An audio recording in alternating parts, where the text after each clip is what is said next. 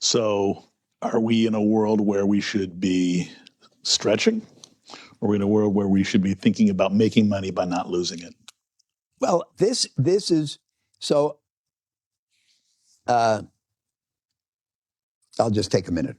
So one of the influential things I read was 1974. There's a guy named Charlie Ellis who was a well-known kind of thinker and advisor to investing companies.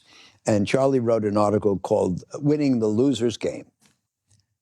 I don't know if you've ever heard of TRW. It was one of the first credit rating agencies for individuals like Experian and that kind of thing. And there was a guy named Cy Ramo who was the R in TRW, and he wrote a book. I'm a tennis player, and he wrote a book, Extraordinary Tennis for Ordinary Tennis Players. And he made an interesting observation. He said that in professional tennis, in championship tennis, the person who wins the match is the person who hits the most winners. You have to go for winners. If you hit a ball back gently, your opponent will hit a winner and put it away. You'll lose every point. So you have to go for winners. But of course, you have to have the skill to execute. And the winner of the championship tennis match will be the person who hit the most winners. But at the amateur or club level where I play, the winner of the match is often the person who hits the fewest losers.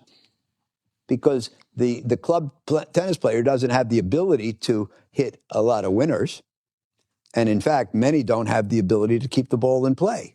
So I believe that if I can just hit it back over the net 20 times, my opponent can't, and I'll win the point. I don't have to hit a winner. I just don't have to hit any losers. So Charlie Ellis took this idea to investing. Should you go for winners, or should you try to avoid hitting losers? And that appealed to me, and given my chicken nature, I said, well, I can win by not hitting losers. And so now Oaktree, my company, invests primarily in credit. In credit, you make a bunch of loans. If you can make a bunch of loans without having any that default, you'll get the return you were after. So that's a good formula in credit or in fixed income or in debt or bonds, whatever you want to call it. It's not a good formula in venture capital or even in equities. Or maybe in real estate. You got to have some winners. But in credit, avoiding the losers is good enough. And that appealed to my orientation. So when we set up Oaktree, we wrote down the investment philosophy. Number one is risk control. Number two is consistency. It's all about avoiding the losers.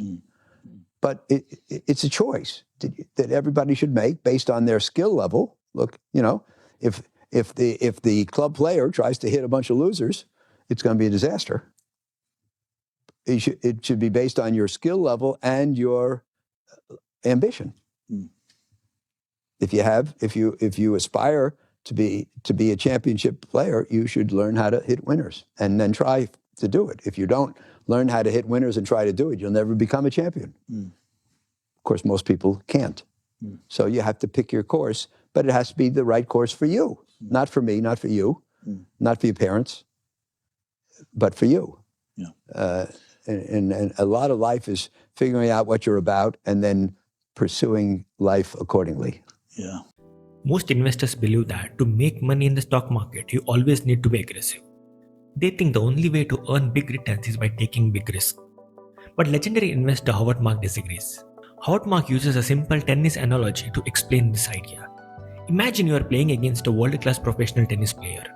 To win, you will need powerful serves, risky shots, and perfect execution. Playing safe won't be enough. But what if you are playing against a beginner? In that case, you don't need any spectacular winners. You don't need to take unnecessary risk. All you have to do is keep the ball in the play and avoid making mistakes. Eventually, your opponent will lose the point for you. Howard Marks says investing often works the same way. There are periods when markets are overheated, valuations are stretched, and risks are high. During such times, the goal is not to hit home runs. The goal is to avoid unforced errors. Great investors understand that preserving capital is just as important as growing it. If you can avoid large losses during difficult periods, you are already ahead of most market participants. So remember, recovering from a 50% loss requires a 100% gain just to get back where you started. And that's why, in uncertain markets, the smartest move is often the simplest one. Stay disciplined, avoid unnecessary risks, and focus on not losing money. Because sometimes the best way to win in the market is not by being aggressive, but by playing it safe.